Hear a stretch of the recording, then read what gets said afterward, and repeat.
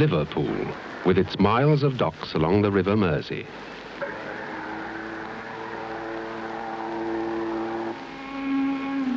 In this great centre of commerce and trade, two new cathedrals are rising above the city's skyline.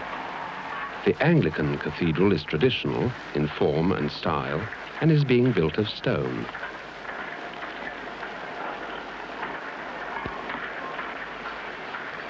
Three-quarters of a mile away, the Catholic Cathedral of Christ the King is climbing out of the ground in reinforced concrete.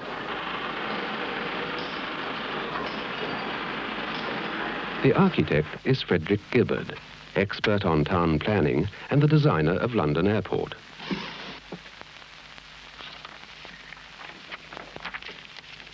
With the agreement of Cardinal Heenan, he decided to apply techniques of industrial construction, using methods and materials unknown to the cathedral builders of the Middle Ages. He planned his cathedral as a great circular building, a huge volume of space to enshrine the altar at its center. Concrete ribs rise in a cone over the sanctuary and then sweep upwards to form a great tower, high over the altar.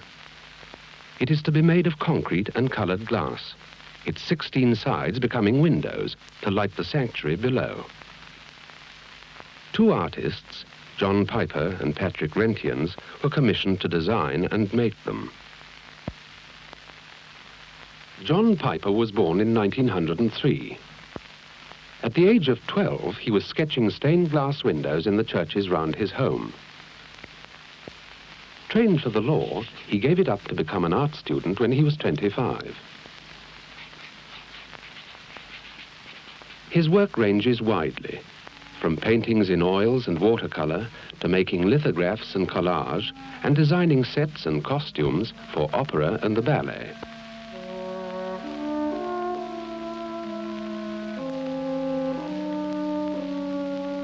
His enduring interest in church art and architecture has led him naturally to the design of stained glass. His most important work so far is the baptistry window of Coventry Cathedral.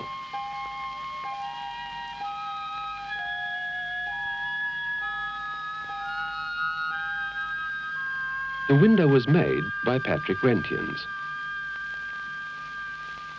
Of Russian and Flemish descent, Patrick Reyntiens was born in England in 1925.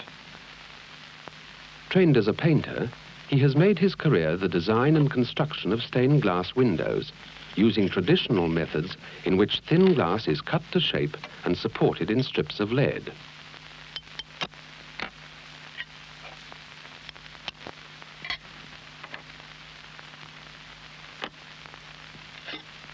But the Liverpool windows were not to be made in this way. Gibbard had designed the tower as a solid and unified structure, which called for thick glass and reinforced concrete. He had originally supposed that there would be some repetition of pattern in the 16 sides of the tower. But in their search for the simplicity essential for work on such a scale, Piper and Reyntiens evolved a different idea. 3 great areas of colored light, a trinity of blue, yellow, and red. The concrete ribs of the tower would be reduced to reference lines in a continuous but varying flow of color.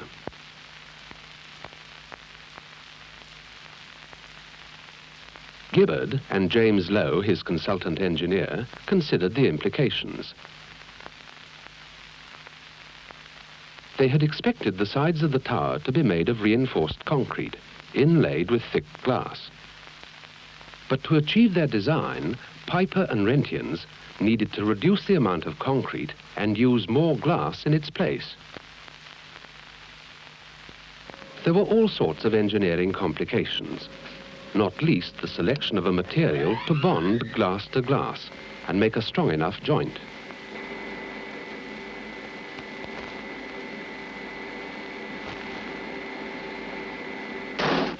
The material finally chosen was an industrial epoxy resin. Engineers and chemists collaborated in developing it. How would the bond weather? Would it resist fatigue?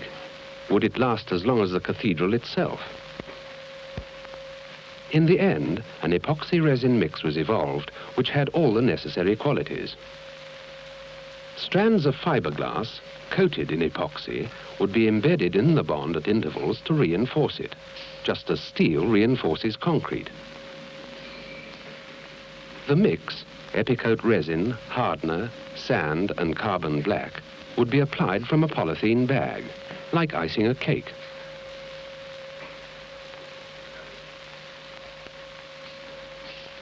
At last, everyone was satisfied. Engineers and technicians, artists and craftsmen had been in touch with each other for many months. Now the work could begin of selecting the colours.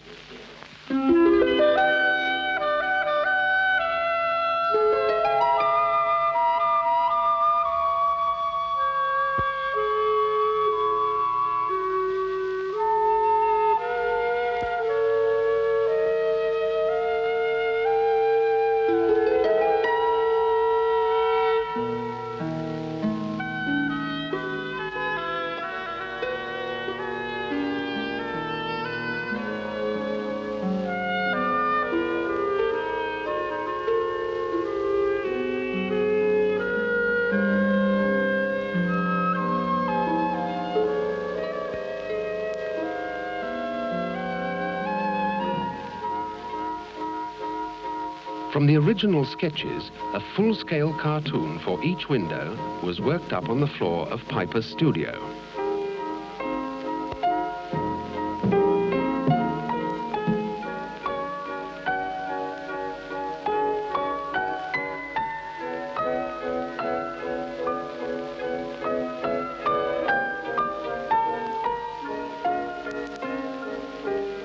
Paint on paper can never produce the effect of light coming through coloured glass. So the cartoons stood for something that could only be demonstrated when the windows were finished, when it would be too late to make changes.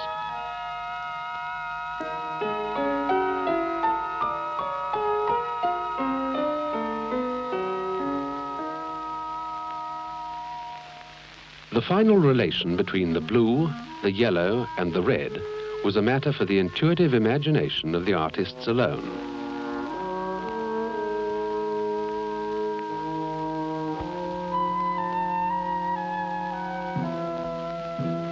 The ribs within each panel were marked out in black. The lines appear random in order to integrate the separate panels into the overall design. But the ribs must also form a framework to support the glass and enable it to resist a hurricane. So they have to meet the requirements not only of the artists, but also of the engineers.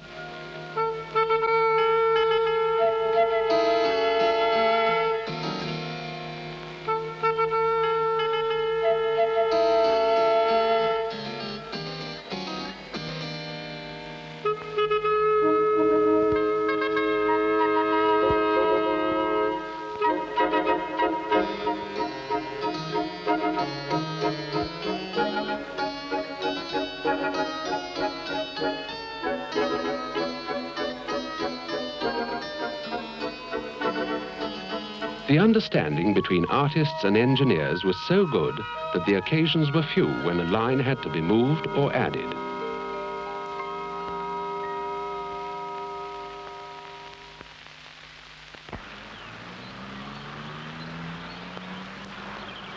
The panels were made in a small studio at Loudwater, outside London, specially designed for the job.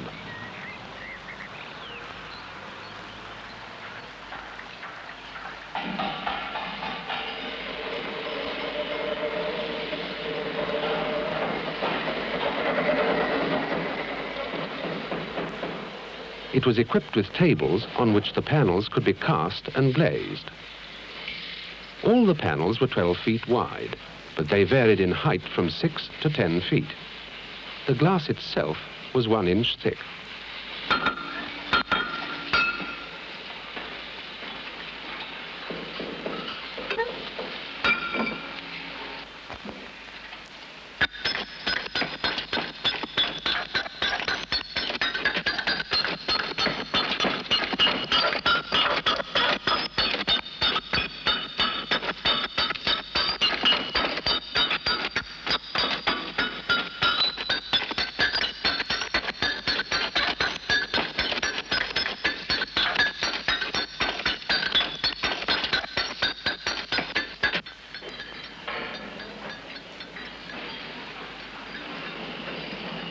paper templates, glued to polythene, were used to position the glass.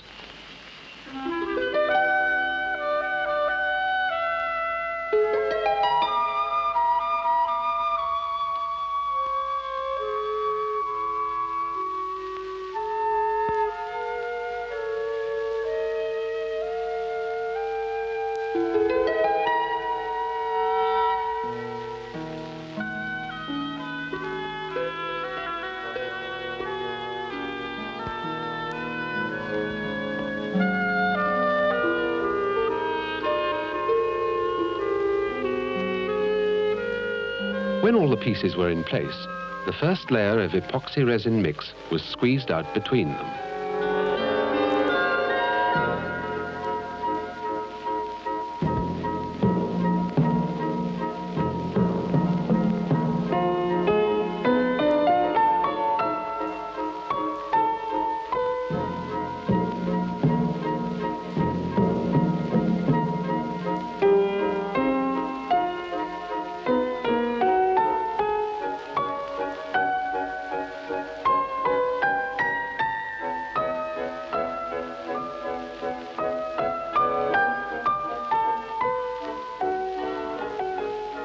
In a few hours, the separate pieces of glass become a solid slab, bonded to the panel.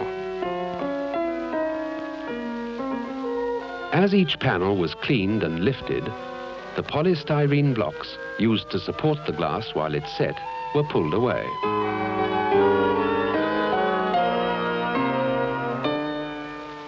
Once approved by Reyntiens, the panels were put into store till the time came for them to be hoisted into place on the tower.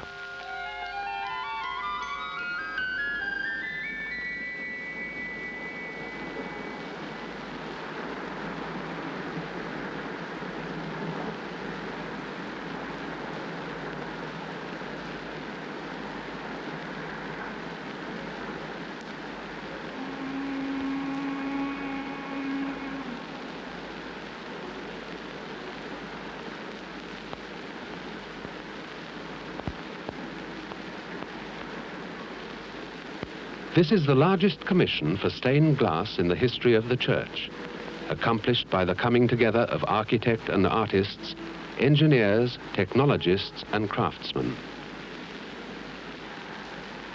Together they have produced a crown of glass for the Cathedral of Christ the King.